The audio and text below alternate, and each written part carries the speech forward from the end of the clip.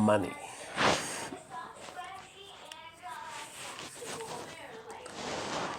So let's start this whole YouTube thing over again. I'm John, just some ordinary dude.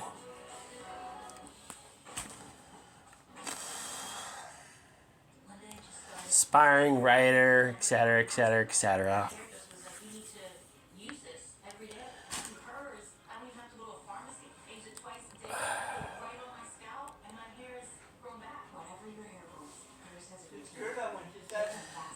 College, man. College seemed like a waste of money, to be honest. I mean, okay, so they teach you some things. But the things they don't teach you is the stuff you want to learn. The stuff you need to learn. College doesn't say,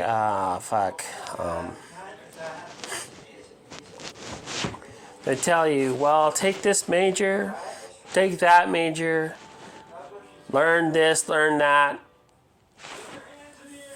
But what they don't teach you is self-marketing.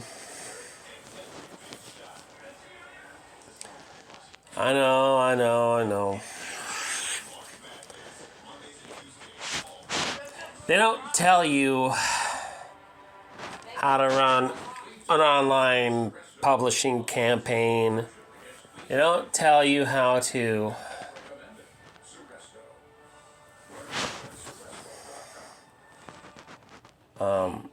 make YouTube videos. They don't tell you how to interact with social media. Let's assume that because people living in this age automatically know how to interact on social media. See, I came from the dinosaur age. Before social media. I'm part of the pre-Google generation.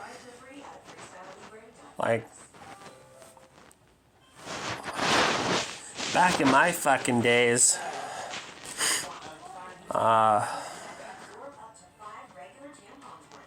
computer was more of a novelty for rich kids and shit.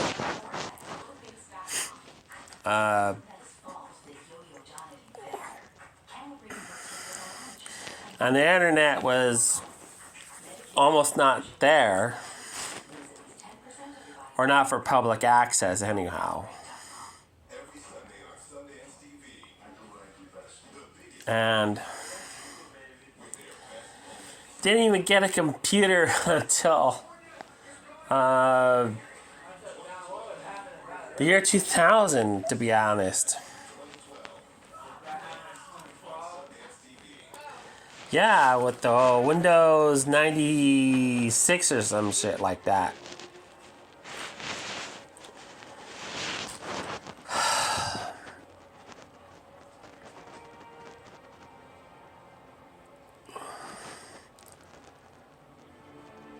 Like back when I was growing up,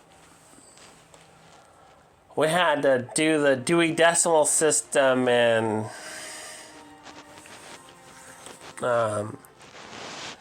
index cards.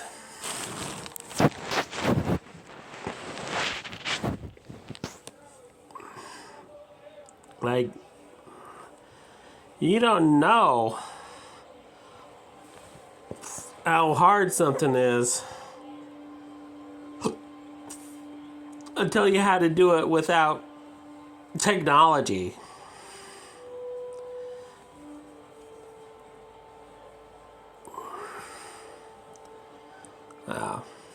Talk to a kid today and they won't even know what a Dewey Decimal System is or what the hell I'm talking about when I'm talking about index cards. I mean, Oh, heck.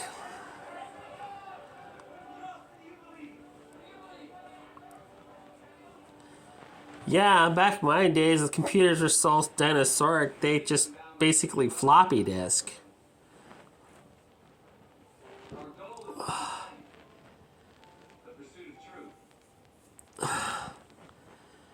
Shit, the hottest growing system was the NES.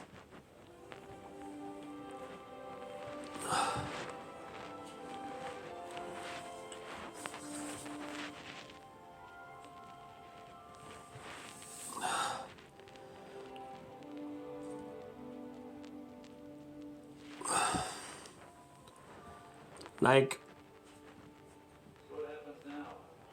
I played most of the video games from video game history, practically.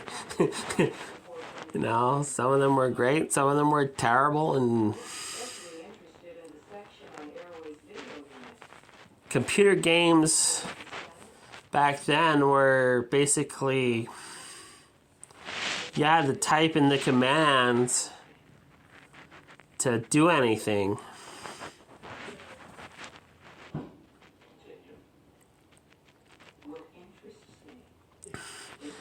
And now I'm dealing with the digital age, and digital age, brand shiny and new, and everything is like,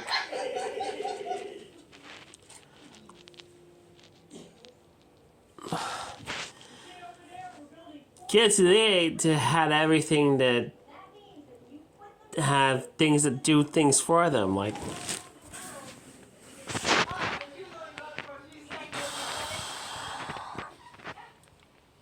I mean, seriously. My first story was written on a notebook and a pencil. Notebook and a pencil.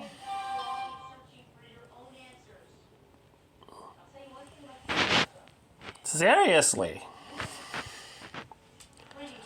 My actually very first creative story was handwritten. That tells you how old I am.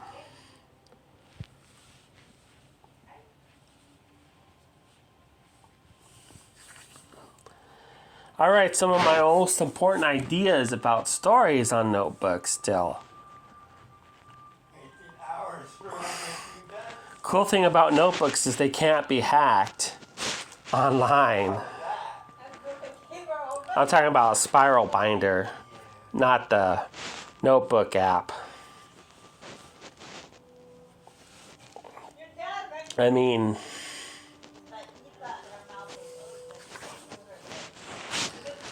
for some things I still do journaling and still do handwritten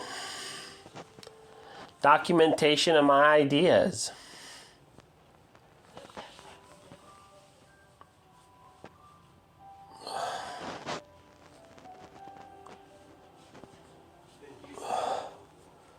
So, like,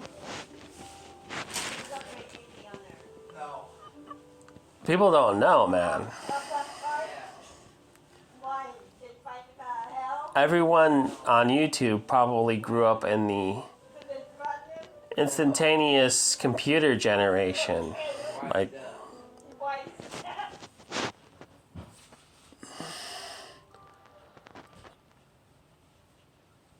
not everybody grew up on the instantaneous computer generation, but I mean, seriously. Anyone born before... No, let me rephrase that. Anyone born after the year 2000 wouldn't even know what a handwritten document is unless they see it in a museum. I mean...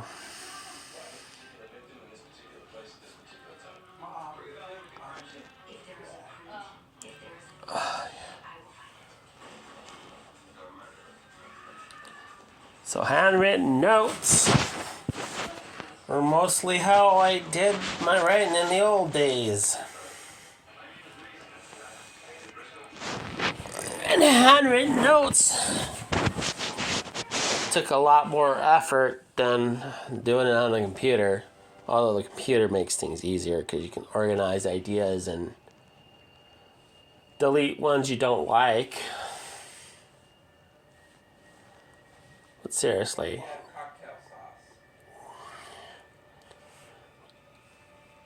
I mean,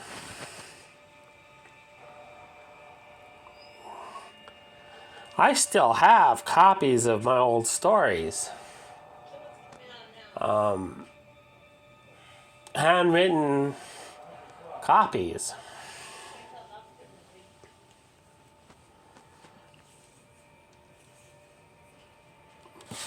I had notebooks full of stuff. So, I mean, people who write today tend to have to just write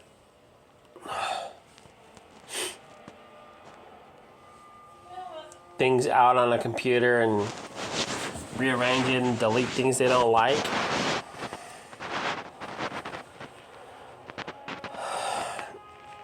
It's hard transitioning from an era where you actually had to write things down,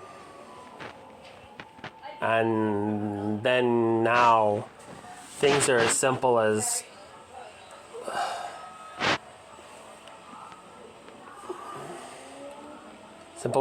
punching keys on a keyboard.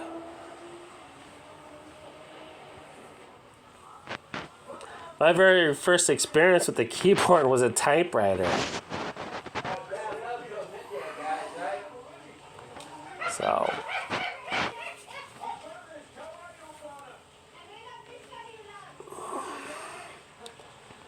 using a typewriter wasn't easy either.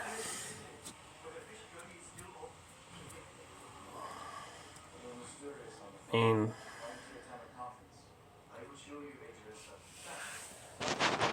I had to come from an era where people who wanted to create stories had to imagine the story before writing it down.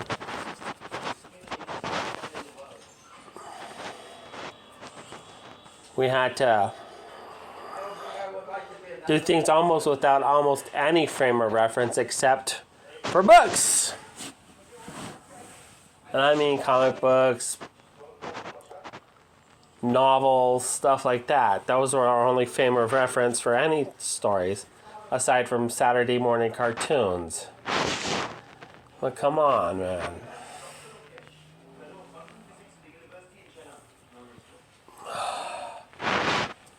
You know, it's hard when someone who's pre-digital has to interact with the digital age. I think my YouTube videos have been stinkers because I just jumped on a bandwagon and fucking thought I was more impressive than I actually was.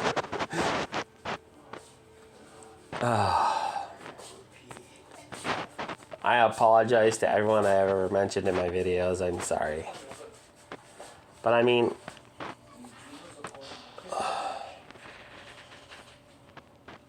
I just rode a wave and I didn't think, well, what is it exactly that I wanted to do?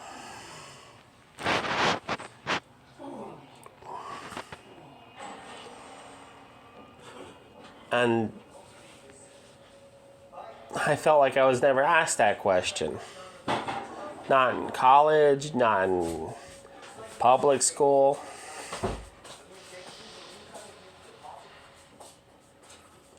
In fact, only recently I've asked myself that question. What do I want to do? Well, writing is something I like to do, but I'm going to do that. But in order to do that, I have to sacrifice a lot of things. And people are like, why does anyone want to do this to themselves? And the answer is because I have a story to tell and I want to tell it.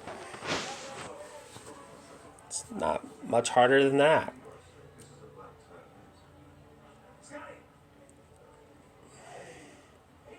But I'm not gonna... I am done trying to bullshit my way through YouTube. Like, seriously.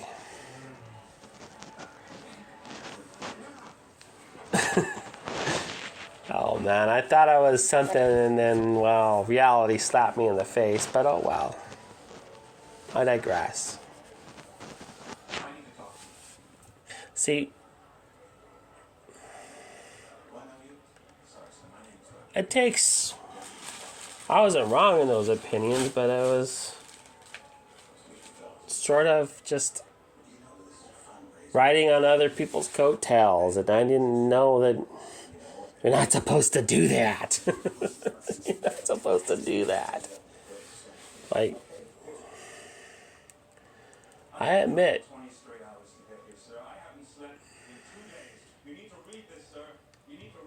when I read... No, what was it? Tolkien and Lovecraft and all those stories, and I was like, wow, this is impressive shit. And I'm like, then I read Stephen King, and that got me into my goth phase, and then I read a lot of Edgar Allan Poe, too. And, you know,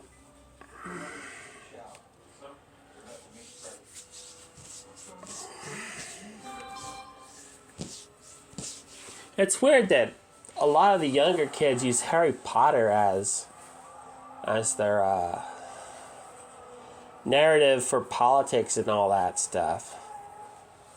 But I have a feeling that some of these kids ain't reading between the lines. And a lot of the stories they're using for politics or whatever. Because if they really read Harry Potter, they realize that one of its principal messages was, don't trust the government. But I digress.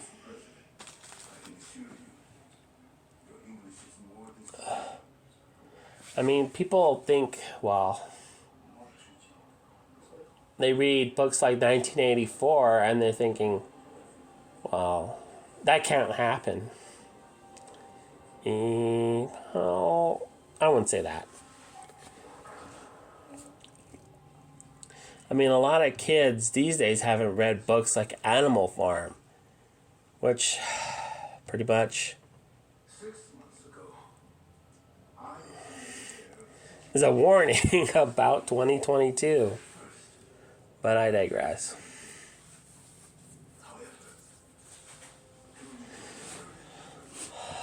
Let's see. People shouldn't feel like books should be banned until they've actually read them.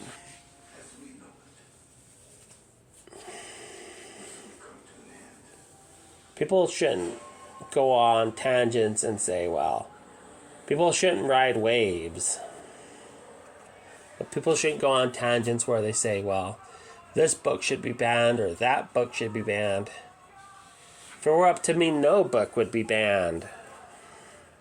Even books that have controversial messages shouldn't be banned.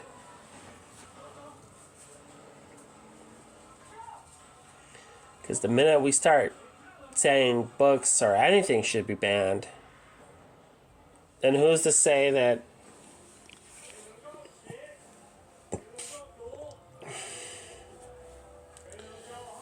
that just because I don't like someone, they should be banned? And People don't understand how much of a slippery slope it is when you start saying, well, something should be banned because I don't like the message.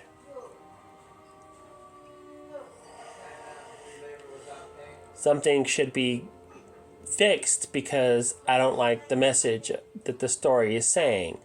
Or I don't like the politics of the writer or the views of the writer. So therefore that writer is terrible because I'm not going to buy that writer's writing because she or he said something that I didn't agree with. You can't do that kind of shit. We can't just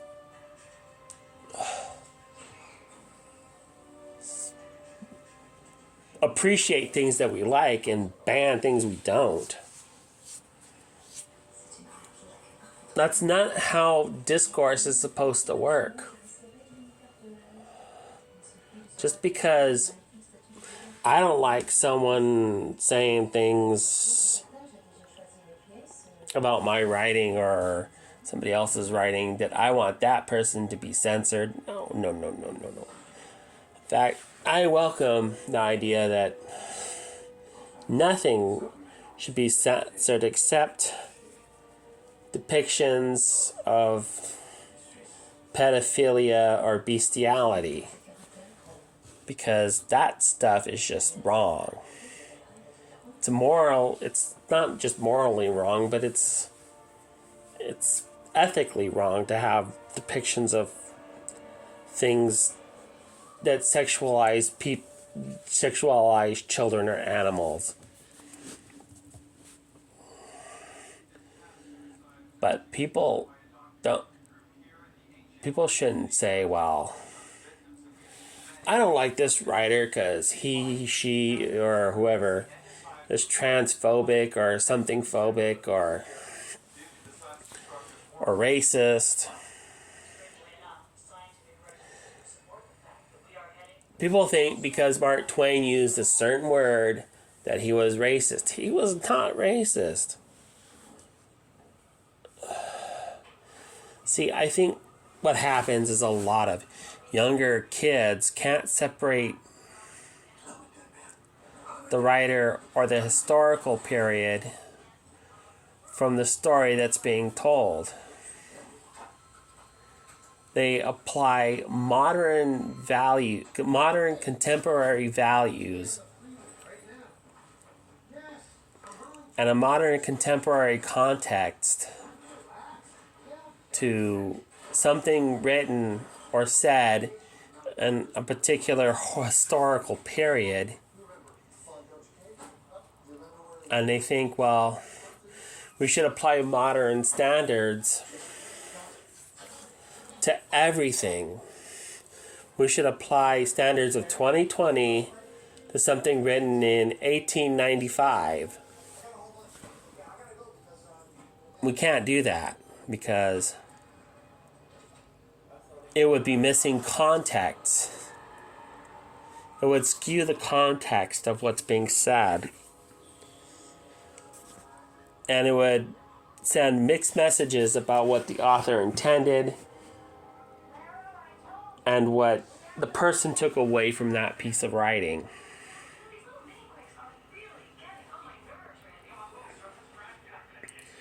Because to apply contemporary standards to even something written in the 1950s is to miss the context of whatever it is that is being told. We cannot just up and apply any standards that we want to everything we want.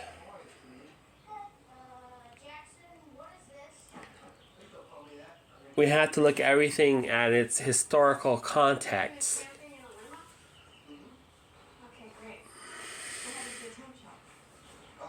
So everything has to be understood in the context it was originally written. Which means that We can't subscribe 2020 standards of or definitions of whatever ism we want to apply to a story written in the 1930s.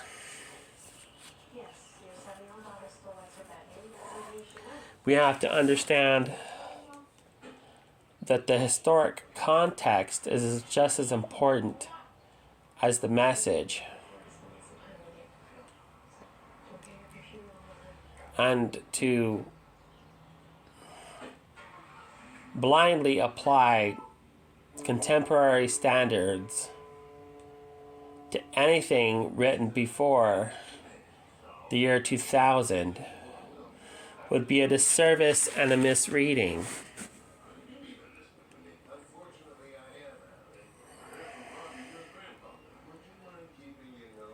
We have to deal with the fact that context is everything. Because certain things were meant to depict as things were in that historic period, or even using the language of that historic period to say a message that contradicted the known beliefs of that historic period. But to then turn around and say that a message that was anti-racist in 1850 is now racist in 2020 is a disconnect and a misreading. And the more I think about it, the more I think too many authors have been misread. Too many comic book writers have been misread. I'm talking about the stuff that's been printed before the year 2000. Not the contemporary stuff, but the stuff that's written before the year 2000. A lot of that stuff has been misread. And this is the issue with Star Wars. Because the context of Star Wars is that people should not have their lives. People should be free to pursue their own happiness and be able to say and do things with minimal or non-existent government interference. But I don't know. I'm pretty much I'm pretty much just someone out here.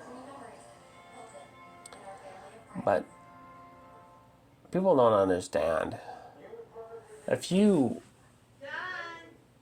write something and then someone says, well, this is not what I got out of it, then you're caught between, is this person misreading what I'm saying, or is this person not agreeing with what I'm saying? And I mean,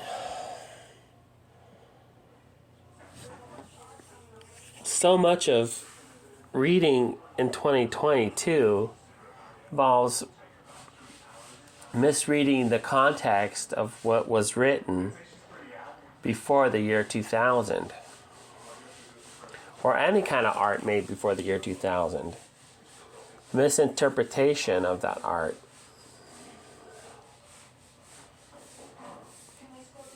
Bye.